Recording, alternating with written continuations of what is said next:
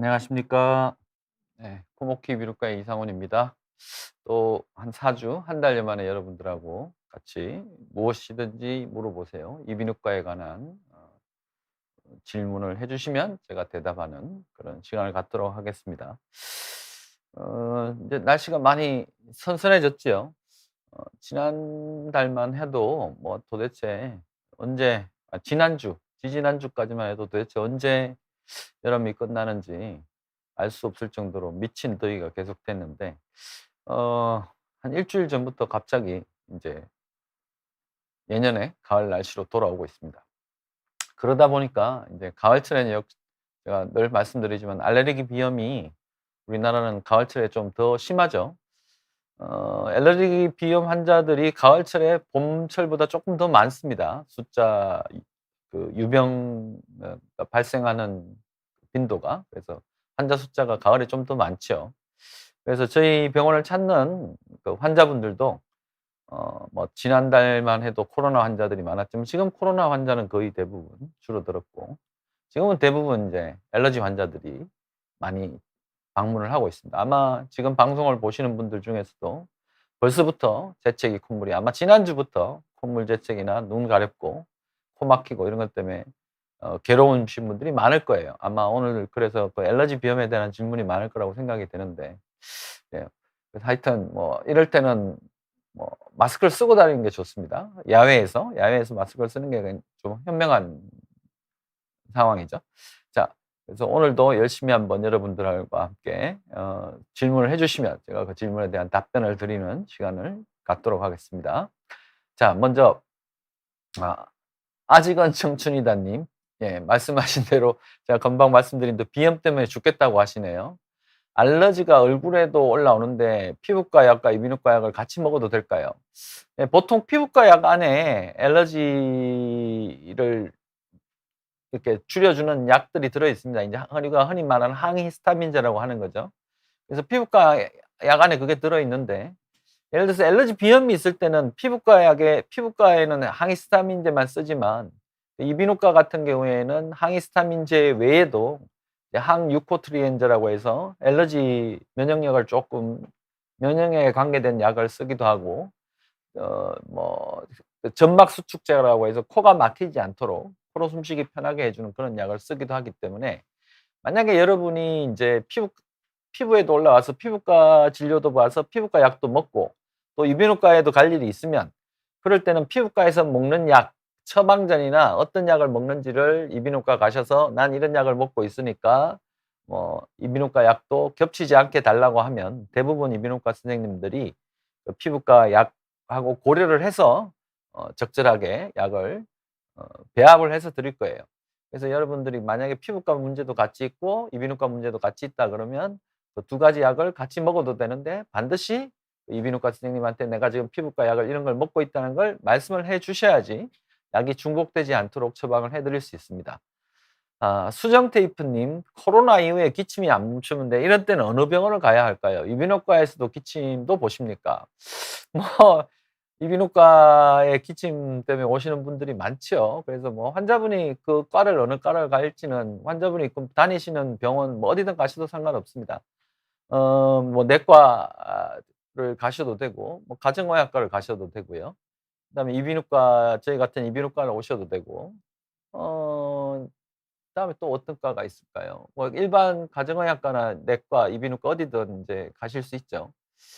보통 코로나 이후에 어 기침을 많이 하게 되는데 이런 호흡기 감염이 있게 되면 호흡기 감염을 이 한번 바이러스 감염이 지나가고 나면 제가 인제 주로 비유를 하는 게 뭐하고 비교를 하면은 태풍. 요즘 태풍이 유행이지 않습니까? 태풍이 많이 있지 않습니까? 늦여름엔 태풍이 많죠.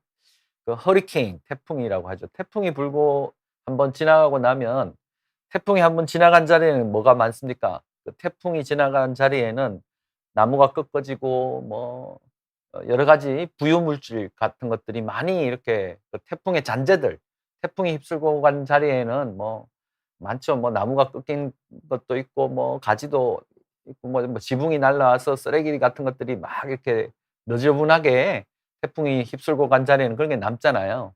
코로나나 호흡기 질환이 그 코로나 호흡기 바이러스가 지나고 난 자리, 특히 이 기관지 쪽에는 그런 어 부유물, 잔재물들이 남는다고 생각하시면 됩니다. 그래서 이 바이러스가 이 기관지나 이런 쪽을 다 한번 긁고 지나가면 거기에는 가래라든가 뭐 염증이라든가 과민한 기도 점막 이런 것들 여러 가지 원인들로 인해서 수일 또는 수주간, 심한 사람 뭐 2달, 3달씩도 기침을 하죠. 그래서 코로나 이후에는 이상하리 많지 기침이 많이 나고 또 그게 쉽게 멈춰지지 않습니다. 그래서 여러 가지 이유로 기침을 하게 되는데 물론 그런 가래나 이런 것도 원인이 되고 또 하나는 이제 알레르기성 반응, 굉장히 기관지가 민감해지면서 뭐 쪼끔 찬물을 먹거나 말만 좀 많이 한다든가 아니면 여기 이렇게 누르기만 해도 약간의 자극만 가도 기침을 하게 되는 기관지 과민증이 생기기도 하죠. 그래서 그때그때 그 상황에 따라서 뭐 가래를 줄여주는 약을 쓸 수도 있고 오히려 가래가 묽어지는 약을 쓸 수도 있고 뭐 여러 가지 아니면 기침만 억제해 주는 약을 쓸 수도 있고요.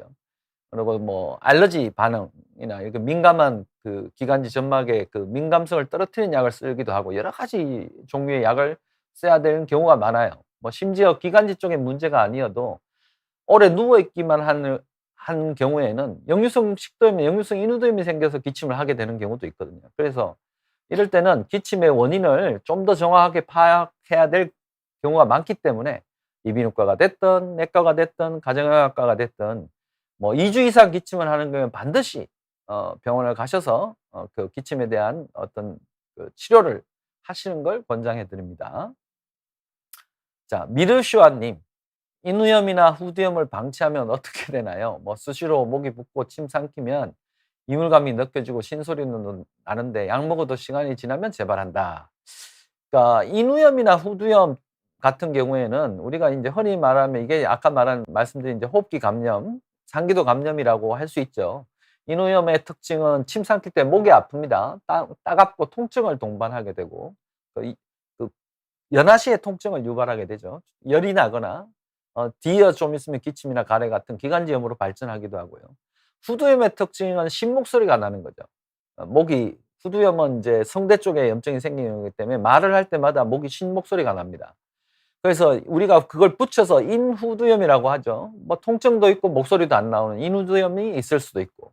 그래서 이런 인후염이나 후두염은 상기도 감염 중에 하나인데 이게 한번 생기면 평생 가는 병이 아니에요. 여러분 감기가 뭐 10살 때 감기 걸린 감기가 아직도 있어요. 이렇게 하는 사람은 없잖아요. 그러니까 간혹 저희 병원에 오시면 뭐 이런 분들이 있어요. 요즘 지금이 10월 달인데 9월 달인데 1월 달부터 걸린 감기가 아직도 안 나아요. 이런 분들이 가끔 있으신데 1월 달에 걸린 감기가 10월 달까지 가는 경우는 없습니다. 감기라는 병은 단기간에 생기는 호흡기 상기도 감염을 말하는 거지 1월 달에 걸린 감기가 10월 달까지 있으면 그거는 뭐 큰 내 그 환자분의 면역력에 엄청난 문제가 있겠죠. 이 감기라는 건 걸렸다가 나았다가 다시 걸리는 거지 뭐 한 번 걸린 감기가 이 열 열 십 1 년씩 2 년씩 가지는 않거든요. 그래서 인후염이나 후두염 같은 경우도 일종의 호흡기 감염이기 때문에 어 걸렸을 때 뭐 한 며칠을 앓고 다시 어떤 식으로든 낫고 다시 다음에 또 걸리고 하는 자주 재발하는 병이죠. 그래서 인후염 같은 경우에는 인후염이나 후두염을 방치하는 경우에는 호흡기 쪽에 기관지염, 기침이나 이런 것들이 굉장히 오랫동안 나쁜 영향을 미칠 수 있고 또 그러다 보면 호흡기 점막이나 이런 게 쉽게 어 예민해지고 과민해지기 때문에 인후염이나 후두염을 방치하는 경우에는 다른 합병증으로 발전할 수 있습니다. 뭐 후두염이 오래 가서 성대에 결절이 생기는 경우도 있고 뭐 이런 식으로 인제 발전을 하게 되죠. 근데 인제 지금 미르슈아 님이 말씀하시는 수시로 목이 붓고 침을 삼키면 이물감이 느껴진다. 신목소리 난다. 이런 경우에는 대부분 역류성 인후두염이 의심이 가는 상황이죠. 보통 이런 경우엔 심한 통증보다는 이물감, 자꾸 목에 뭐가 걸려 있는 것 같아서 자기도 모르게 자꾸 이렇게 말을 하게 되고 그러다 보면 목이 잘 쉬고 뭐 심한 경우에 속이 더부룩하고 신물이 자주 넘어오기도 하는 이런 역류성 인후두염의 가능성이 높습니다. 그래서 이런 경우에는 오래 이런 일이 있고 자주 생긴다 그러면 이비인후과에 가셔서 간단한 후두 내시경이나 이런 걸로 정확한 진단을 하실 수 있습니다. 도토리님, 콧물이 겔 형태로 고여 있다가 한 번에 훅 빠져나온다. 그것 때문에 코막힘 및 안면 통증도 있다. 코 세척을 하면 오히려 세척액이 다 나오지 못하고 며칠 후에 나오기도 한다고 하시네요. 이런 경우는 점막과 구조적인 문제 중에 무엇이 문제인 걸까요? 지금 말씀하시는 건 전형적인 축농증의 가능성이 높습니다. 흔히 말하는 축농증이죠. 우리가 의학적으로는 급성부비동염 또는 만성부비동염이라고 하는 건데, 무엇 때문에 그러냐? 코막힘이 있을 수 있어요. 겔 형태의 콧물이 나왔다가 빠져나올 수도 있어요. 그리고 코 세척을 하면 오히려 세척액이 못 나오는 건 코가 막혔기 때문에 그 세척액이 바깥으로 잘 못 나왔다가 나중에 후루룩 빠져나오기도 해요. 그건 일반적으로 다 있을 수 있어요. 하지만 안면 통증은 다릅니다. 안면의 통증은 아무나 생기지 않습니다. 안면의 통증은 이 상악동이라고 해서 우리 이 얼굴 뺨 속에 있는 이 부비강이라는 곳이 있는데, 그 부분이 막히게 되거나 그 안에 염증성 분비물이 차거나 아니면 치통이나 이런 걸 치아나 이런 쪽에 염증 이런 것들로 인해서 안면 통증이나 눈이나 치아에 통증을 일으키기도 하죠. 예, 이런 경우에 이제 우리가 급성 부비동염, 다른 말로 충동증을 의심해 볼 수 있어요. 그래서 지금 도토리 님이 말씀하시는 이런 다른 것들은 다 있을 수도 있고 시간이 지나면 나을 수 있지만, 안면 통증이 있는 경우에는 웬만하면 이비인후과를 방문하셔서 엑스레이를 찍어서 부비동염이나 뭐 축농증 같은 것들이 현존하는지 확인을 하시고, 어 부비동염 같은 경우에는 저절로 좋아지기가 조금 힘들어요. 그러니까 좋아질 수는 있습니다. 저절로 우리 뭐 멀쩡한 면역력을 갖고 있는 사람은 언젠간 낫긴 하는데, 그 낫는 과정 속에서 여러 가지 불편함이 있을 수 있습니다. 코가 막히고 콧물이 목으로 넘어가서 밤에 기침을 할 수도 있고 뭐 여러 가지 좀 불편한 게 있기 때문에, 그런 경우에는 이 축농증, 급성 부비동염 같은 경우에는 좀 이비인후과를 방문하셔서 빠른 치료를 받는 게 아무래도 이 삶의 질을 컨트롤하는 데 더 좋겠죠. 네, 소마 베제크님. 작년 11월부터 코 안쪽에 피부가 가려워져서 이비인후과와 피부과에서 안연고를 처방받아 바르고 있는데 여전히 한쪽 코만 가려워요. 왜 낫지 않을까요?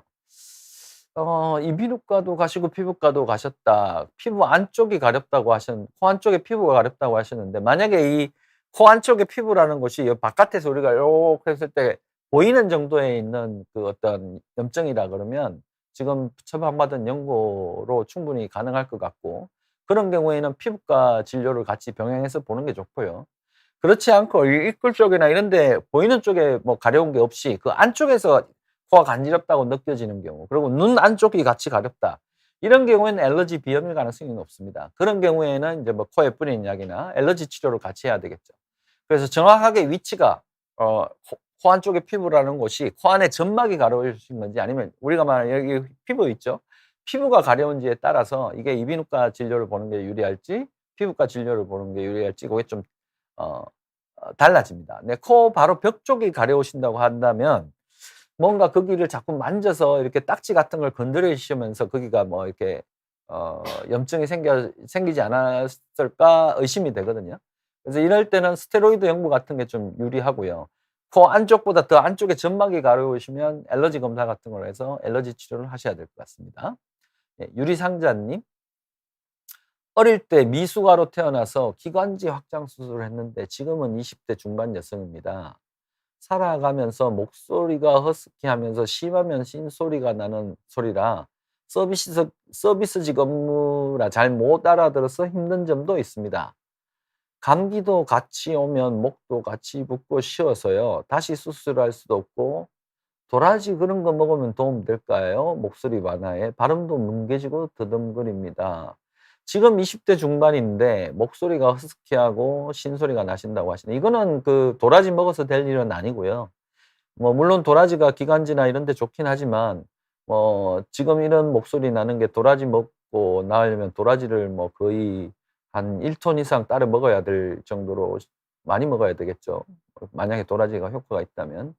근데 그건 뭐 현실적으로 불가능할 거니까 도라지는 뭐 쪼끔 위안은 될 수 있겠지만 그게 목소리를 좋아지게 하는데 결정적인 역할을 하기는 힘들어요. 도움은 되겠지만. 어 그래서 이런 경우에는 일단 제일 먼저 왜 그런지를 알아야 되는데요. 어릴 때 기관지 확장 수술을 하시거나 하시면서 성대나 후두 쪽에 어떤 뭐 결절이나 이런 게 있었을 가능성, 아니면 성대 마비가 왔다든가 뭐 이랬을 가능성이 좀 의심이 가죠. 근데 그거는 의심이 가지만 제가 그 안쪽에 내시경으로 성대 쪽을 관찰해 보지 못했기 때문에 단정지어서 말씀드릴 수는 없습니다. 그래서 유리상자님은 뭐 이 정도 진료는 뭐 꼭 대학병원이나 큰 병원을 가실 필요 없고요. 동네 이비인후과에서 간단하게 후두 내시경을 하면 심목소리의 원인을 쉽게 찾을 수 있습니다. 심목소리는 성대에 점막이 부어 있거나 뭐 염증이 있어서 생기는 후두염, 아니면 성대의 한쪽 벽이 두꺼워져 있거나 뭐 양쪽 벽에 뭐 이런 혹 같은 게 나 있는 성대 결절이나 폴립, 이런 게 있을 때 목소리가 나거나 쉬거나, 아니면 성대의 움직임이 한쪽이 마비가 돼서 심목소리가 나거나, 대략 이 정도가 이제 대표적인 심목소리가 나는 원인들이거든요. 그래서 이런 것들은 간단한 내시경으로 충분히 그런 문제가 있나 없나 알 수 있습니다.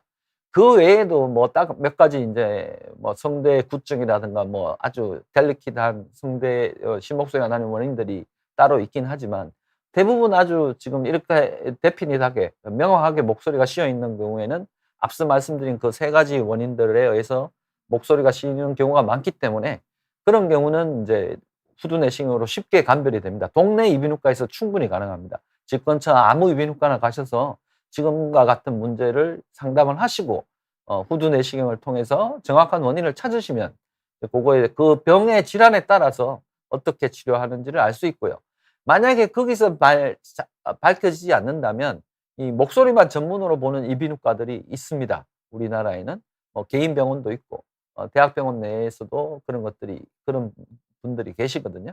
그런 데 가서 이제 정확한 진단을 받으시면 되겠죠. 그래서 1차적으로 차적으로 그 동네 이비인후과에서 충분히 지금 원인을 찾는데 거의 80~90% 이상은 무난히 뭐 크게 굉장히 크게 유명한 의사를 찾거나 하시지 않으셔도 어 80~90% 가까이는 정확한 원인을 찾을 수 있으니까 한번 정확한 검사를 받아 보시는 걸 권장해 드립니다.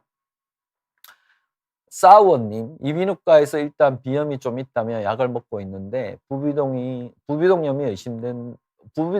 의심된다고 해서 약 먹고 호전이 없으면 부비동 쪽 검사도 해보자고 하십니다. 일단 증상이 코 주변 안면 쪽에도 약간의 통증, 아까 제가 이런 게 있으면 부비동염을 의심해야 된다고 그랬죠. 그래서 지금 약간의 통증이 있으니까 의심됩니다. 주변인들과 달리 저만 이상한 냄새가 나기도 하고, 왜냐하면 콧물이 그 세균 감염이 되면 이상한 냄새가 나기도 하거든요. 그렇기 때문에 부비동염이 저 부분에서는 더욱더 의심이 가죠. 그래서 주변과 달리 저만 이상한 냄새가 난다, 이것도 부비동염을 의심하는 소견입니다. 코가 안쪽으로 막힌가 콧물 등이 뒤로 넘어간다, 후비루도 부비동염이 의심 가는 가장 대표적인 증상 중에 하나죠. 어 뒤로 넘어가고 목에도 걸려 있다. 물을 마셔도 잘 내려가지 않는다. 부비동염일까요? 네, 제가 지금 앞서 말씀드린 모든 것들이 지금 부비동염하고 부합하시거든요. 그래서 지금 보통 부비동염과 비염은 한 끗 차이입니다. 비염이 비염이란 건 코 전체에 염증이 생기는 거예요. 코 점막에 염증이 생기는 거고, 부비동염은 요 부비동이라고 해서 코 안쪽에 이 얼굴 뺨 속에 이게 물탱크 같은 것이 있는데 그곳이 인제 염증으로 차는 거거든요. 비염이 생겨서 코가 막히면 콧물들이 코 안에서 쌓이게 되면 이제 부비동염이 되는 거죠. 그래서 비염이 오래 지속이 되면 부비동염이 잘 생긴다. 그래서 알레르기 비염 환자들이 부비동염이 생길 가능성이 높다. 비중격 망곡증, 코뼈가 이어 있는 사람들도 부비동염이 잘 생길 수 있죠. 감기가 자주 걸리면 코가 막히니까 부비동염이 잘 생길 수 있습니다. 코로나 걸린 후에도 부비동염이 잘 생깁니다. 어쨌든 코가 막히고 콧물이 난다, 이런 비염이 생기면 부비동염이 항상 생길 수 있는 어떤 잠재력이 있다, 이렇게 이해를 하시면 되겠습니다. 그래서 사원님은 아마 부비동염일 가능성이 거의 한 90% 가까이 된다.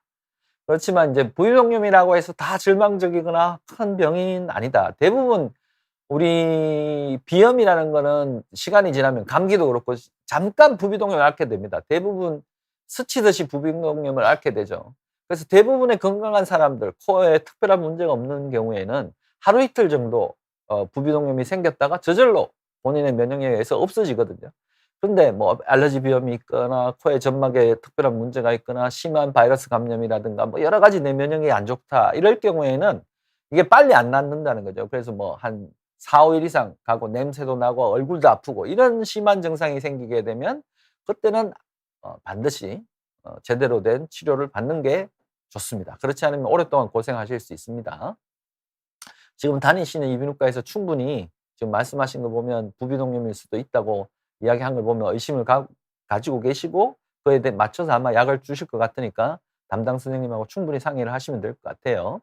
연구리님, 잇몸 염증으로도 감기가 오래 자주 올 수 있나요? 잇몸 염증으로 감기가 오래 생길 수 있느냐? 그러니까 잇몸 염증이 잇몸의 염증 때문에 감기가 오래 갈 수 있느냐? 이렇게 물어보시는 거죠. 예, 이런 질문들을 저희가 많이 받죠. 이비인후과에 오시면은 이렇게 환자분들이 이런 분들이 많습니다. 아, 제가 막 자꾸 입병이 생기는데 감기도 잘 걸리는데 이 입병 때문에 감기가 오는 거냐? 이렇게 물어보시는 분도 계시고 피부에 자꾸 뭐가 자꾸 나고 자꾸 여기가 자꾸 곪고 하는데 뭐 이것 때문인지 자꾸 감기도 잘 걸린다 이렇게 이야기를 하시는데요. 물어보시는 분들이 계세요. 그럴 땐 제가 어떻게 이야기를 하냐면 우리가 인제 어떻게 비유를 하냐면 부모가 있고 형제가 있지 않습니까? 부모는 그러니까 어머님이 있어야지 어머님, 아버지가 있어야지 자식이 있는 거죠. 부모 자식 관계. 그러니까 원인과 결과의 관계가 있고요. 그다음에 형제 관계가 있습니다. 두 개는 같은 원인에 의해서 생겨난 산물이죠. 예를 들어서 잇몸에 염증이 막 자주 생기는 사람이 감기도 걸린다. 그럼 잇몸 염증이 감기의 부모냐? 그렇지는 않다는 거죠. 그럼 내가 몸도 힘들고 잠도 못 자고 스트레스도 많이 받고 하는 부모 밑에서 잇몸 염증이라는 자식도 생기고 감기라는 자식도 생기는 거예요. 근데 두 개가 같이 비슷하게 생기니까 착각을 하는 거죠. '잇몸 염증 때문에 감기가 생겼나?' 단지 누가 큰아들이고 누가 둘째 아들이냐 이 차이지 부모 자식 관계는 아니라는 거죠. 그래서 여러분들이 보통 인제 흔히들 이제 뭐 이제 병이 자꾸 이런 게 생기면 자꾸 우리 인과관계를 자꾸 따지고 싶어 하거든요. 얘 때문에 내가 이걸 이랬어. 이걸 잘못했어. 이렇게 하는 인과관계를 따지시는 것보다는 내가 늘 다른 방송에서도 몇 번 말씀드렸지만 어 '내가 왜 이랬을까.'를 고민하시는 것보다는 '나는 앞으로 어떻게 하면 좋아질까? 내가 앞으로 어떻게 하면 내가 갖고 있는 지금 질병이 좋아질까?' 이거를 더 고민해 보시는 게 좋다. '과거에 무슨 잘못 때문에 내가 지금 이럴까?'라기보다는 '앞으로 나는 어떻게 하면 내 상태가 더 좋아질까?' 이걸 고민해 보시라는 거죠. 그래서 지금 잇몸 염증하고 감기는 부모 자식 관계, 원인과 결과라기보다는 어 두 개가 같은 원인으로 생기셨다. 그래서 잇몸 염증도 오래가고 감기도 또 오래가고 하는 거는 지금 뭔가 면역력도 떨어져 있고 뭐 이렇게 비타민이라든가 항산화 뭐 이런 것들이 부족하다. 뭐 이런 걸 의심해 볼 수 있다. 이렇게 말씀드릴게요. 도토리님, 말씀하신 대로 축농증도 의심돼서 CT 및 내시경 검사도 받아 보았는데 이상이 없다고 하니 답답하다. 엑스레이는 한 번도 찍어보지 않았고 병원에서 엑스레이는 찍자고 한 적도 없다. 아니요. 엑스레이를 찍어보면 확실하게 확인이 될까요?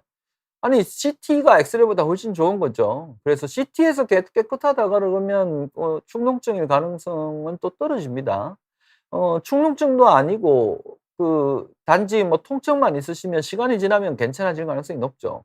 CT는 웬만하면 CT나 내시경 검사에서 아무 이상이 없다고 하면 크게 걱정하실 문제는 없어요. 대부분 뭐 그러다가 없어질 가능성이 높고 지금 말씀하시는 그 겔 형태로 나오는데 얼굴이 근데 말이 안 되는 건 왜 얼굴이 아플까요? 이 통증이 있다 그러면은 그게 아무런 염증 없이 통증이 없기 힘드니까 그럴 경우에는 이빨이나 치아 쪽에 다른 문제가 없는지도 한번 확인해 보시는 게 좋을 것 같아요.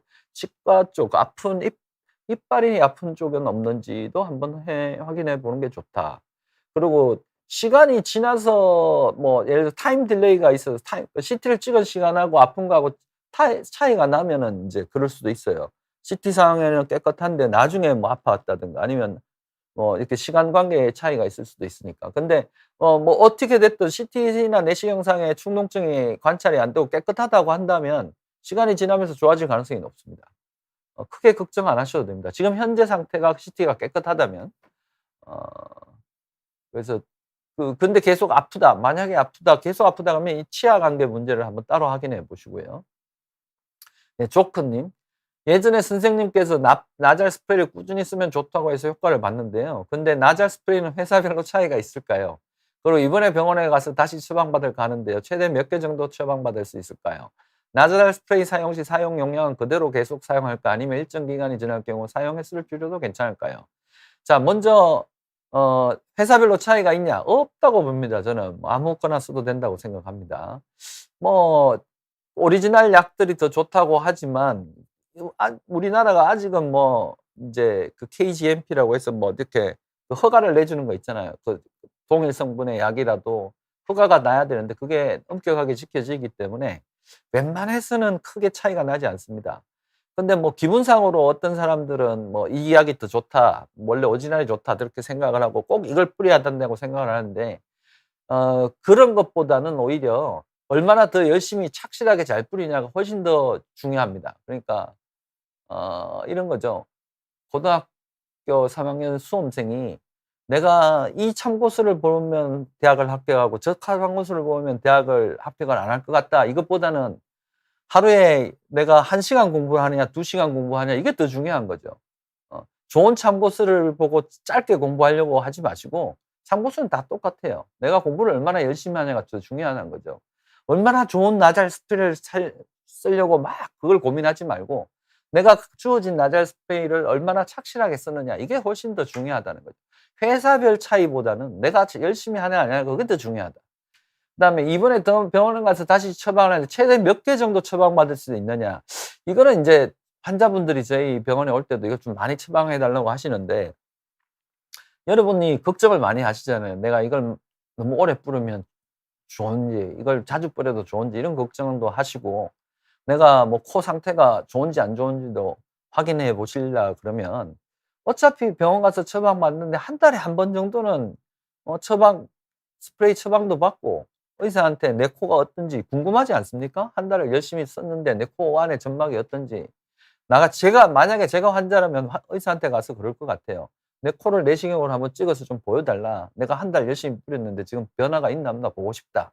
이렇게 할 것 같아요. 저만 그렇게 생각하는지 모르겠는데 저 같으면 그렇게 할 것 같거든요. 근데 저희 병원 환자분들은 너무 바쁘신지 몰라도 와서 뿌린 약만 처방받고 그냥 처방전만 받아가는 분들이 많아요. 물론 제 입장에서는 되게 편하고 좋습니다. 뭐 일일이 설명 안 해도 좋고 하니까. 근데 제가 생각하기에는 환자분 입장에서는 좀 손해가 아닌가. 그래서 뭐 보통 저희 병원은 최대 3 개까지 처방을 해 드립니다. 3 개까지. 뭐 2 개, 1 개. 근데 제가 말씀드렸지만 한 달에 한 번 정도는 뭐 병원 가서 한번 어 처방전도 저기 나잘 스프레이도 처방받고 뭐 의사 선생님한테 한번 이 고안 접목도 보고 하는 게 좋겠다. 그리고 최대 3 개까지는 저희 병원 같으면 처방을 해 드립니다. 그 이상은 보험에 삭감되는 경우가 있어서 아마 3개 이상은 처방을 제가 정확하게는 잘 모릅니다. 제가 3개 이상은 처방해 본 적이 없어서. 그다음에 나잘 스프레이 사용 시 사용 용량은 그대로 계속 써야 할까요? 제가 인제 환자분들한테 권해 드리는 거는 원래 1일 1회 매일 뿌리시는 걸로 하고 한쪽 콧구멍에 2 번씩 칙칙 칙칙 이렇게 들이마시는 거예요. 그죠? 이게 한 세션이죠. 한 세션을 하루에 한 번 하는 걸로 설명을 드리는데 알레르기 시즌 그러니까 봄, 가을 지금 같은 가을 지금 시즌이잖아요. 막 액티베이션이 되고 난리가 나잖아요. 이럴 때는 제가 오전, 오후로 하루에 2번 뿌리게 권해 드립니다. 하루에 2번 뿌리는 것까지는 좋은데 하루에 3 번은 그러니까 하루에 2번 뿌리는 것과 3번 뿌리는 거는 큰 차이가 없습니다. 뭐 하루에 1번 뿌리는 것보다 2번 뿌리는 게 쪼끔 더 좋은데 2 번보다 3 번은 별 차이가 없기 때문에 3 번은 뿌릴 필요가 없어요. 하루에 2 번이 맥시멈이라고 생각하시면 되고. 그래서 이런 액티베이션이나 이런 절정기가 지나가서 어느 정도 내가 안정기를 접어졌다, 스테이블해졌다. 그럴 때는 하루에 1 번으로 줄입니다. 하루에 1 번은 줄여서 매일 뿌리게 말씀드리고. 완전 비시즌이다. 좀 쉬어도 돼요. 비시즌, 뭐 여름철, 뭐 한겨울에 좀 괜찮다. 좀 쉬어도 됩니다. 좀 쉬어도 되고. 아니면 뭐 이틀에 1 번씩 그러니까 아니면 요일별로 정해 놓고 뿌리셔도 되는데 그것보다는 뭐 좀 쉬어도 되죠. 근데 인제 액티베이션이 될 때가 있어요. 이건 계절성 알레르기 환자분들은 이런데 이게 통연성으로 먼지가 날리고 뭐 예를 들어서 모피, 꽃가루 뭐 이런 꽃가루 말고 먼지, 뭐 고양이 털 이런 쪽에 알레르기가 있는 사람들 같은 경우에는 계절을 안 타는 경우가 있거든요. 그런 경우에는 이제 1년 내내 쭉 뿌리는 게 좋다. 다만 이제 정상이 없을 때는 좀 건너뛰어도 되지만 그렇게 되다 보면은 사람이 이게 뭐 1 주일에 1 번, 이틀에 1번 하다 보면 결국은 안 뿌리게 되거든요. 이 매일 헬스도 마찬가지잖아. 매일매일 할 때 뭐 일주일에 주 3회 돈을 끊어 놓고 무슨 요일 무슨 매일 갈 때랑 내가 뭐 시간 날 때 가는 거랑 마음은 시간 날 때 간다고 하지만 실제로 가게 됩니까? 안 가게 되죠. 이 스프레이도 마찬가지입니다. 그래서 일정 기간 지날 경우 사용 횟수를 줄여도 되지만 나름대로 규칙을 만들어서 항상 일정하게 해 주시는 게 좋다. 연구리 님. 이비인후과라고 쓰이는 병원은 전부 전문의 선생님인가요? 아 네. 그 이비인후과 의원이라고 되어 있으면 전문의 선생님이 그 전문의에 한해서만 이비인후과 의원이라고 쓸 수 있죠. 예를 들어서 무슨 연구리 의원, 진료 과목 이비인후과 이런 경우는 대부분 전문의는 아니고 일반의 선생님이 "나는 이비인후과도 진료를 본다." 이런 뜻입니다. 그래서 어 이비인후과 의원이라고 쓰여 있으면 전문의라고 보시면 되고요. 그래서 좀 헷갈리는 게 인제 성형외과도 그렇고 인제 크게 간판에 무슨 연구리 뭐 이비인후과 이렇게 써 놓고 인제 의원자를 연구리 옆에 연구리 의원, 이비인후과 옆에는 진료 과목 이비인후과 이렇게 하면은 이제 고거는 인제 전문의 선생님이 아닌 경우가 많습니다. 예. 제이 님 안녕하세요. 오른쪽 코에 날파리 같은 게 날아 들어갔는데 코 안에서 "휑." 하는 소리가 나더니 재채기가 3번 정도 났었어요. 괜찮을까요? 예 괜찮을 것 같습니다. 다만 인제 제가 뭐 코 안에 있는 그 날파리가 빠져나왔는지 안 나왔는지 제가 이 말만 듣고는 알 수는 없는데 그 크기가 별로 안 크다면 대부분 인제 재채기를 통해서 없어지죠. 여러분들이 인제 재채기라는 게 왜 하는지를 아셔야 되는데 재채기, 기침, 눈 깜빡임 이런 것들은 다 우리 몸의 방어 기제 중에 하나입니다, 방어 기제. 기침을 하는 이유는 기관지 쪽에 나쁜 이물질 같은 게 들어가서 폐를 손상을 안 입게 하기 위해서 뭐가 들어오면 반사적으로 우리가 사례 들릴 때 기침 나오게 하는 것처럼 이렇게 하는 거죠. 그다음 재채기도 마찬가지입니다. 코 안에 뭐가 들어가서 코 점막이 자극이 되면 그 점막이 굉장히 예민해서 "에취." 하는 재채기를 통해서 그 점막에 있는 이물질을 바깥으로 빼내는 역할을 하는 거거든요. 그래서 아마 날파리가 들어가면 자기도 모르게 재채기를 하게 되죠. 근데 이 재채기를 통해서 날파리가 나왔는지 안 나왔는지를 최종 확인하려면 코 안을 봐야 되는데 그 코 안을 다 뒤져볼 수는 없어요. 근데 재채기 말고도 우리 몸에 그 코 안에 점막들이 우리 점막을 보호하기 위한 기능이 있는데 그게 바로 콧물입니다. 콧물은 왜 나느냐? 코 안에 이물질이 들어가면 콧물이 계속 분비가 돼요. 우리 코 점막이 가만히 있지는 않습니다. 콧물을 계속 분비해서 그 콧물과 함께 이물질이 쓸려 나가도록 합니다. 그래서 간혹 우리가 어린애들이 코 안에 뭐 장난감 같은 걸 넣어서 콧구멍 안쪽에 넣어 가지고 부모들이 모를 때가 있거든요. 그 넣었는지 안 넣었는지 모를 때가 있는데 이비인후과에서 간혹 그런 애들이 보면 한쪽 코에서만 계속 이 콧물이 난다고 하는 애들이 있어요. 그런 경우에 대부분 그 안에 무슨 동그란 콩 총알 같은 것들 이런 것들 장난감 뭐 이상한 걸 넣어 놓는 경우가 많아요. 그래서 우리 코 안에 점막은 그런 나쁜 이물질이 들어오면 콧물을 많이 만들어 내겠죠. 그래서 제이 님이 재채기 3번 정도 나고 더 이상 뭐 코 안에 다른 문제가 없다 그러면 날파리가 다 나와서 괜찮을 거예요. 근데 지금 만약에 계속 코가 간질간질하고 콧물이 계속 나고 심지어 뭐 누른 코가 나온다 이러면은 이비인후과를 가 보셔야 됩니다. 그다음 도토리 님. 비중격 교정술을 2번 하셨네요. 2 년이 지났는데 콧등 하부중이 꺼져 있는데 이 꺼짐이 코의 기능적인 문제를 유발하기도 하나요? 그렇지 않습니다. 코의 기능적인 문제를 유발하지 않습니다. 보통 비중격 교정술을 하게 되면 이 비중격 교정술이라는 게 여러 가지 방법이 있지만 이 코 안에 연골이 휘어 있는 경우가 많아서 코 안에 연골의 일부를 잘라내거든요. 그래서 우리가 인제 코 안에 연골이 이렇게 있다고 하면 이게 이제 코 안에 연골이라고 가정을 합시다. 여기 휘어져 있는 코뼈가 이렇게 휘어져 있으면 여기 보시면 이런 식으로 코뼈가 튀어나와 있는 부분이 있다. 이런 식으로 휘었다. 그럼 우리가 어떻게 하냐면 일정 부분을 깎아내거든요. 구멍을 내고 깎아내면은 이 안에 인제 그 일부분 이렇게 있는 데서 가운데 일부분이 없어지는 거 아닙니까? 그러면 가운데가 없어지더라도 이게 꺼집니까? 꺼지지는 않거든요. 근데 코 앞쪽에 어떤 크리티컬한 포인트에서는 코 앞쪽에 어느 정도의 연골을 많이 제거하게 되면 이 부분이 살짝 이렇게 눌리게 됩니다. 그러면 겉에서 봤을 때 코가 좀 꺼져 보이죠. 그래서 아마 2번 정도 수술을 하게 되면 좀 이렇게 그런 꺼짐 현상이 콧등 하부 쪽에 꺼짐 현상이 생길 수가 있어요. 왜냐하면 그 수술을 2번 하게 되면 수술 첫 번째 할 때는 쉽지만 두 번째 수술은 굉장히 어렵습니다. 그래서 그 성형수술도 그렇고 인제 모든 수술이 첫 번째 수술하고 두 번째 재수술이 굉장히 어렵거든요. 그 와중에 인제 저런 간혹 콧등 하부 쪽이 꺼지는 어 부작용이 생기기도 하는데 그럴 때는 기능적인 문제는 생기는 가능성은 거의 없고요. 거의 외관상의 문제가 생길 가능성이 높죠. 그래서 비중격 교정술이 수술만 잘 돼서 코로 숨쉬기만 좋다면 괜찮다면 큰 문제는 없을 것 같습니다. 건강미인님. 보청기 문제로 고생 중이라고 하십니다. 양측 보청기를 착용하는데 소리만 크게 들리고 분별력이 떨어집니다. 대학병원 가서 치료 방법이 있을까요? 감각신경성 난청입니다. 어느 장애까지는 아닌데 제가 말하는 소리가 작은지 큰지 정확한지 부정확한지 모르겠습니다. 예, 그 언분별력이 떨어져 있다 그런다면 심한 난청이나 보청기를 착용하는데 오래 착용한 지 얼마 안 돼서 그럴 수 있고요. 왜냐하면 심한 난청이 있으신 분이 갑자기 보청기를 착용하게 되면 소리가 크게 들리게만 할 뿐 그 소리에 적응을 못해서 말귀를 구분하지 못하게 되거든요. 그래서 이게 만약에 이게 착용을 하시고 오래됐다. 오래됐는데도 이 문제가 해결 안 된다. 그러면은 이게 보청기 조정을 좀 하셔야 됩니다. 소리를 좀 줄이더라도 언분별력을 크게 한다든가.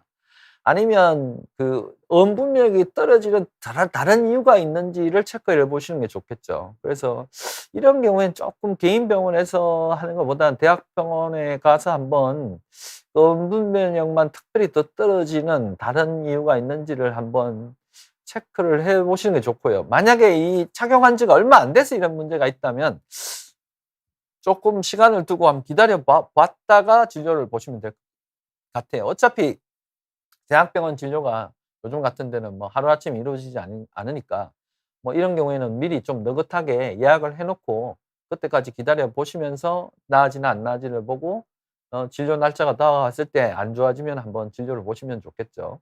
네. 엔젤님, "원장님 요즘 코로나 확진 환자 어느 정도인가요? 정상 정도가 이전 코로나보다 경한 게 맞나요?" 예. 요즘 코로나 확진 환자는 한 달 전에 비해서 현격하게 줄었습니다. 많이 줄어 있죠. 그렇지만 심심치 않게 나오는 건 사실이고요. 정상이 이전 코로나보다 경한 게 맞냐? 예, 비교적 경하다고 볼 수 있습니다. 왜냐하면 걸린 환자분들이 그렇게 표현을 하십니다. "옛날보다 낫다. 옛날에는 이랬는데 그 정도까지는 아니다."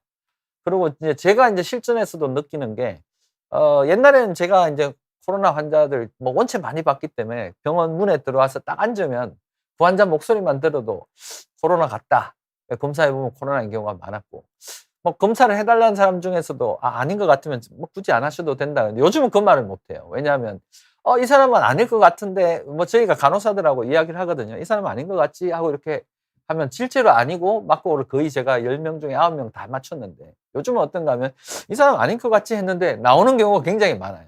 예, 그 말은 바꾸어 말해서 정상이 좀 경한 경우가 예전보다는 좀 많다. 근데 물론 케이스 바이 케이스입니다. 뭐 첫 번째 코로나 때는 열도 없고 목도 안 아팠는데 이번에 왜 이렇게 아프냐 아프다고 아파 죽겠다고 하는 사람도 있거든요. 사람마다 다르다. 그렇지만 10 명이 있으면 좀 전체적으로 봐서는 과반 이상은 한 번 걸렸던 첫 번째보단 덜 아픈 경우가 많다. 그다음에 또 한 가지 제가 좀 이 뭐라 이런 말씀 드리면 좀 어떨지 모르겠는데 좀 아쉬운 점이 있다면 저희 병원에 이제 코로나를 의심해서 오시는 분들이 있는데요. 코로나 검사를 받고 싶어서 이제 오시는 분들이 있어요. 검사를 좀 해 달라고. 요즘은 병원에서 검사하는 게 돈 비용이 많이 들잖아요. 뭐 25,000원 이런 식으로 저희 병원 같은 게 꽤 비싸게 25,000원 정도 비용을 받는데 보험이 안 되기 때문에. 그럼 그 정도 돈을 들이고 받을 정도면 자기가 굉장히 열심히 가서 오는 거니까 그렇게 받으러 오시는 분들이 있는데 물론 대부분의 환자분들은 다 마스크를 쓰고 오시는데 그 검사를 받으러 오시면서 마스크를 안 쓰고 오시는 분들이 있거든요. 그런 경우에는 결국 실제로 그중에 코로나인 경우인 환자분들이 꽤 되죠. 예, 그러면 그 사람들은 이제 대기실에서 코로나가 아닌 환자분들하고 마스크도 안 쓰고 뭐 저희 병원 같은 환자도 좀 많으니까 굉장히 좀 가까운 데서 앉아서 마스크도 안 쓰고 뭐 한 20-30 분씩 대기를 하게 되는 경우인 가 되잖아요. 그러면 다른 사람들이 그 옆에 있는 사람들이 그만큼 감염이 될 기회가 많아지는 거죠. 자, 그러면 인제 좀 그런 분들은 저희가 이제 코로나 검사를 하러 왔다 그러면 바로 마스크를 저희가 드립니다. 집에서 쓰게 하는데 요런 부분은 좀 이렇게 혹시나 좀 다른 분들이 좀 고려를 해서 자기가 그렇게 의심갈 때는 최소한 마스크 같은 걸 써 주시길 바라고 또 심지어 이런 경우도 있습니다. 집에서 본인이 코로나 검사해서 이제 2 줄이 나왔어요. 그래서 저희 병원에 와서 진료를 보는데 저희한테는 이야기를 안 하는 거죠. 어 자기가 병원에서 코로나 집에서 검사를 했는데 2 줄이 나왔다. 코로나 양성이 나왔다. 이런 말씀을 안 하시고 그냥 "기침이 심하고 열이 나니까 약을 달라."고 하시거든요. 예. 그러면 인제 "코로나 검사를 해 봤냐?" 그런 "해 봤냐?" 하면은 어떤 분은 그중에 인제 반으로 나뉩니다. 어떤 분은 검사를 해서 양성이 나왔다. 그제서야 말씀하시는 분도 있고 어떤 분은 또 그것 때 아무 말도 안 하다가 한 2 주일 지나서 그분이 또 와요. 그래서 물어보다 보면 자기가 2주 전에 코로나 걸렸다는 거죠. 그러니까 날짜를 보면 인제 검사 언제 그러면 "언제 걸려서 자가 검진을 언제 했냐?" 그러면 "며칠 날 했다." 그러면 날짜를 보면 인제 저희 병원 방문하기 전날 검사하고 자기가 확진이 된 걸 알았던 거죠.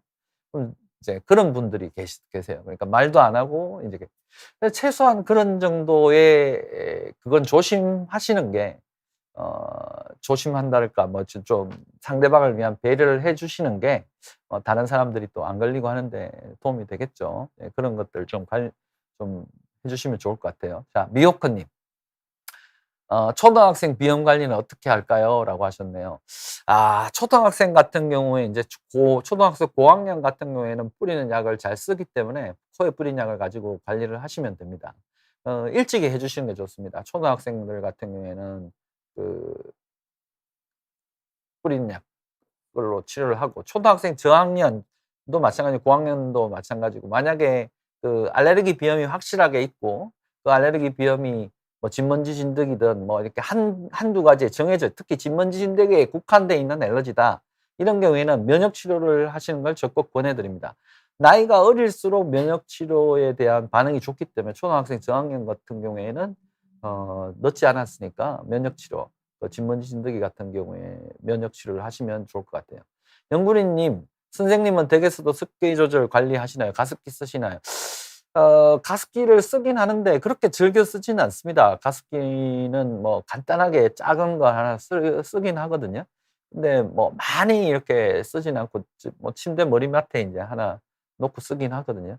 근데 뭐 자연 가습을 더 인제 선호하기 때문에 빨래를 많이 널어 놓습니다. 그리고 식물을 많이 키웁니다. 옛날에는 어항도 많이 있었는데 지금 어항 관리하기 어려워서 어항은 안 쓰고요. 실내 식물을 많이 키우고 빨래 같은 걸 좀 많이 널어 놓는 편이죠. 네. 엔젤 님. 84세 여성인데 올 초에 감기 걸린 후에 가래 기침이 6 개월 이상 지속되어 약 복용을 오래 했는데 완치가 안 됐다. 올 초에 감기가 걸렸는데 6 개월 이상 기침이 계속되네요. 그러니까 6 개월 이상 계속 기침을 하시는지 괜찮아진 기간이 있다가 다시 그러시는 건지를 모르겠네요. 그러니까 6 개월 이상 지속된다는 게 6 개월 내내 기침을 하는지 중간에 한두 달 괜찮았다가 다시 기침을 하시는 건지 모르겠습니다. 엑스레이 이상의 이상은 없었고 엑스레이 이상 없으면 일단은 안심이죠. 최근에 허리를 다쳐 요양병원에 입원했는데 그럼 기침 때문에 허리가 엄청 아플 텐데 기침 가래 때문에 수액 치료한다 그러더라고요. 며칠을 정맥 치료하셔서 정맥 치료가 뭐죠? 정맥 치료를 하셔서 지금은 괜찮은데 정맥 치료하는 게 뭐냐? 수액을 정맥으로 정맥을 통해서 인제 수액을 통해서 그 기침 가래약을 먹었다는 거죠. 그냥 정맥을 통해서 수액으로 가래 기침 주사 같은 거 가래 삭는 주사 이런 것들 좋은 게 많이 나와 있으니까 먹는 약보다는 그게 훨씬 더 유용하죠. 그래서 요양병원에 입원해서 가래 기침 때문에 수액 치료를 한다는 거는 뭐 잘하시고 계시는 것 같아요. 어차피 뭐 그것 때문에 일부러 병원 가신 게 아니고 허리가 아파서 요양병원에 하신 김에 기침에 관한 그 치료를 하시면 되겠죠. 근데 저 6 개월 이상 계속되는 기침이 가래가 실제로 있느냐? 가래는 없고 가래가 있는 것처럼 느껴지기만 하느냐? 기침이 언제 하느냐? 뭐 이런 것들 다 봐야 되는데 일단 엑스레이나 CT상에 폐 쪽에 어떤 특별한 염증이 없다 그런다 그러면 일단은 크게 걱정은 안 하셔도 될 겁니다. 지금 정맥 치료를 하는 게 먹는 약보다는 훨씬 더 유리하니까 가래 기침에는. 왜 우리가 폐렴이 걸려도 입원을 해서 정맥 주사를 맞잖아요. 예, 그런 거와 똑같이 그 효과가 있기 때문에 그리고 나이도 있으시고 하니까 먹는 약도 뭐 여러 가지 드실 거 아니에요. 그럼 뭐 정맥 치료하시는 게 나쁠 게 전혀 없죠. 병원에 있으시니까 뭐 충분히 그 혈당 조절이나 뭐 수액의 그 용량 조절 이런 건 다 자연적으로 그 사람들이 다 알아서 할 테니까 걱정 안 하셔도 될 것 같습니다. 도토리 님 "축농증이 없는 게 정말 맞다." 아까 그분이군요. "게일 형태로 콧물 배출이 안 되는 현상은 코의 구조적인 문제나 점막의 문제일 가능성은 적을까요?" 게일 형태로 콧물 배출이 안 되는 현상은 코의 구조적인 문제일 가능성이 높아요. 근데 CT를 찍어 보셨잖아요. 그럼 CT는 생각보다 코의 구조적인 문제를 볼 때 보는 거예요. MRI보다 더 좋아요. 그 코뼈가 휘어 있냐, 코 안에 점막에 그 구멍이 막혀 있냐 이런 것들 CT로 다 볼 수 있거든요. 그래서 그런 문제가 없다는 게 확인이 되면, 근데 점막의 문제는 CT로는 알 수 없어요. 점막의 문제는 알레르기라든가 아니면 환자분이 그 점막에 그 섬모세포의 운동 능력이 떨어져 있다, 이런 경우에는 게일 형태로 콧물 배출이 될 수 있습니다. 그 코 안에 점막의 섬모세포 운동이 떨어진 사람들이 있거든요. 딴 사람들은 콧물이 잘 배출되는데 콧물이 잘 배출이 안 되고 자꾸 머물러서 끈적끈적한 콧물이 나오는 사람들이 있어요. 그래서 도토리 님은 만약에 축농 구조적인 문제도 없고 CT상에 아무 문제가 없다 그러면 점막의 문제일 가능성은 있다. 그게 뭐 알러지가 됐든 아니면 그 섬모 점막 섬모 증후 운동성이 떨어져 있는 그런 증후군들이 있거든요. 그런 것들은 한번 그 담당 선생님 CT 찍은 병원에서 한번 상의를 해 보십시오. 조커님, 선생님 나잘 스프레이 사용 시 물로 헹구라고 하는데 이건 꼭 해야 할까요? 이게 제일 귀찮은 것 같아요. 나잘 스프레이를 사용할 때 코 안에 막 그 먼지라든가 코딱지가 많을 때 뿌리면 그 위쪽에 스프레이가 잘 안 들어가잖아요. 그래서 보통 어떻게 하라고 하냐면 코를 깨끗하게 한번 풀고 아니면 식염수로 코 세척을 하고 뿌리면 잘 먹으니까. 쉽게 말해서 이렇게 생각하시면 돼요. 조크라는 분이 남자분인지 여자분인지 모르겠는데 우리가 인제 얼굴에 뭐 그 화장 같은 거 뭐 하죠? 그 피부에 좋은 아주 뭐 기초 화장품 같은 걸 바른다고 할 때 세수도 안 하고 그 위에 화장품을 바른 사람은 없지 않습니까? 당연히 얼굴을 세수를 깨끗하게 해서 때 같은 거 여기 피부에 있는 뭐 지저분한 걸 없애고 여기 피부에 좋은 화장품 같은 걸 바르겠죠. 예, 그러면 효과가 더 좋겠죠. 그래서 나젤 스프레이도 마찬가지입니다. 코 안에 막 코딱지가 잔뜩 있고 콧물이 있는데 거기에 뿌린 약을 뿌려 봐야 그 점막에 얼마나 닿겠어요. 그러니까 그래서 최소한 깨끗하게 코 풀고 한 번 정도 이제 코를 좀 깨끗하게 하고 뿌리는 약을 뿌리라는 뜻입니다. 그런데 그걸 정하기 싫다 그러면 그냥 뿌리세요. 안 뿌리는 것보단 나으니까. 예. 그렇게 하십시오. 레오맘님, 선생님, 역류성 후두염은 낫는 시간이 많이 걸리는 병인가요? 생활 습관 교정 중인데 빨리 안 나와서 걱정입니다. 맞습니다. 역류성 후두염은 교과서적으로 약물 치료를 매일매일 한다는 기준으로 보통 6개월이 걸려야 좋아진다고 되어 있습니다. 교과서에 그렇게 되어 있습니다. 환자들이 오면 예, 그 역류성 인후두염, 식도염 약을 6개월 정도 처방해서 먹여야 된다, 이렇게 나와 있어요. 생활 습관하고 식이요법은 당연히 교정하고. 근데 현실적으로 어떤지 아십니까? 6개월을 다 먹고 이제 다 나았어요. 병원 문을 나서면서 의사가 이제 다 좋아지셨으니까 약 안 먹어도 됩니다. 그날 밤에 친구들하고 모여서 야 이제 나 다 나았어. 맥주 한 잔하고 담배 한 대 피고 뭐 그다음에 커피 한 잔 먹고 자고 일어나면 다시 생깁니다. 이게 역류성 인후두염입니다. 역류성 후두염은 끊임없이 어 조절하고 관리해야 되는 병이다. 그래서 이 약을 저는 인제 환자분들한테 6개월 내내 먹으라고 하지 않고요. 약을 먹다 안 먹다 해도 되는데 생활 습관하고 식이요법이 더 중요하다고 말씀드리고, 자기가 어느 정도 지내다 보면 이걸 압니다. '난 지금 굉장히 이 역류성 후두염이 심한 상태다. 덜한 상태다.' 이걸 보고 커피도 먹을 수 있죠. 어떻게 꼭 커피를 한 잔도 안 먹고 살 수 있습니까? 그리고 내가 영업하는 영업직인데 술 한 잔 안 먹고 어떻게 영업을 할 수 있겠어요? 그러면 정 심할 때는 조심하지만 그렇지 않을 때는 뭐 술도 한 잔하고, 그다음 최소한 그러고 나면 좀 증상이 악화될까 그럴 때는 좀 다른 것들 다 자제하면서 약을 좀 착실하게 먹는다든가 이런 식으로 자기가 자기 병에 대한 조절을 어느 정도 하시면서 지내셔야 됩니다. 이걸 완전히 막 뿌리째 뽑을 다 조금 힘듭니다, 그렇게가. 그래서 자기 기준을 어느 정도 잡아서 그거에서 넘치냐 넘치지 않냐 이렇게 자기가 잘 관리해 나가면서 어 어 지내야 될 그런 병이라고 생각하시면 될 것 같아요. 한순옥 님. 예, 이제 요 질문 마지막으로 말씀드리겠습니다. 한순옥 님. 안녕하세요. 귀바퀴 전체 귀 뒤편에 찌끄러기 같은 게 생긴다. 지저분해서 정리해 주긴다 하는데 왜 그럴까요? 귀 파지 말라고 하시는데 너무 가려우면 안 팔 수가 없어요. 예, 귀 뒤쪽에 찌끄러기라는 건 아마 귀가 이 접히는 부분에 아마 지성 피부인 사람들이 왜 이런 그 피지 같은 것들 그런 것들이 생기는 분들이 있거든요. 특히 요 귀 이 볼 있잖아요. 볼 뒤쪽에 그런 게 많이 생기는 분들이 계세요. 그래서 이걸 잘못 짜다 보면 여기 짜 가지고 뭐 이렇게 노란 거 이런 걸 짜시는 분들이 있는데 동글동글한 게 있고 해서 그런 걸 자꾸 짜시다 보면 이게 재수 없는 경우에 한번 막혀요. 그럼 여기에 여드름 같은 것처럼 이렇게 막 아프고 띵띵 붓고 이런 염증이 생길 수도 있고. 그래서 저는 웬만하면 여기를 문지르면서 닦지 말라고 합니다. 그러면 그럴수록 더 나빠지니까. 가볍게 물로 닦으시고 뭐 알코올 솜 같은 걸로 가볍게 정리해 주셔야 되지 그걸 막 이렇게 짜고 누르고 하시는 거는 그 구멍이 막혀서 염증이 생길 가능성이 높으니까 그런 건 될 수 있도록 피하도록 하시고요. 귀지도 마찬가지입니다. 귀 입구 쪽은 파셔도 됩니다. 그리고 귀가 가려울 때는 이런 식으로 귀 안쪽을 이렇게 바깥에서 누르는 식으로 이런 식으로 좀 하시고 너무 가려우실 때는 바로 병원에 가셔서 귀 안쪽을 치료를 하셔야 되고요. 자꾸 만지시고 팔 때는 콧대는 가려워서 가려운 게 해결이 되지만 돌아서서 몇 분만 지나면 더 가려워져요. 그러면 자꾸 또 가려운 걸 또 파게 되고 계속 점점 더 눈덩이처럼 문제가 생기니까 어느 순간인가는 병원에 가서 한 번 정도 치료를 해 주시는 게 좋다. 너무 가려워서. 진짜 못 참을 정도로 귀를 파고 싶을 정도면 병원 가서 내가 왜 도대체 이렇게 가려운지 치료를 한번 하시는 게 좋다. 예. 그렇게 하십시오. 네. 여기까지 말씀드릴게요. 뭐 인제 알러지 환자들이 많은 계절이니까 다들 뭐 찬 공기, 찬바람 너무 쐬지 마시고 인제 좀 있으면 또 감기, 열감기, 목감기 코로나 아니어도 심하게 나오는 시기가 옵니다. 뭐 비염이 있고 콧물 재채기가 난 다음엔 반드시 목감기, 기침 감기로 가는 시즌이기 때문에 여러분들이 항상 호흡기 관련 질환은 특히 일교차가 심할 때 많이 생기니까 이럴 때 아침 저녁으로 출근할 때 마스크 쓰는 게 신의 한 수죠.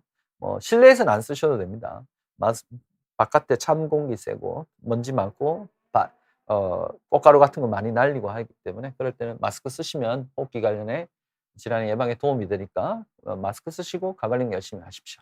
네, 그럼 다음 달 그 10월 달에 또 뵙도록 하겠습니다. 안녕히 계십시오.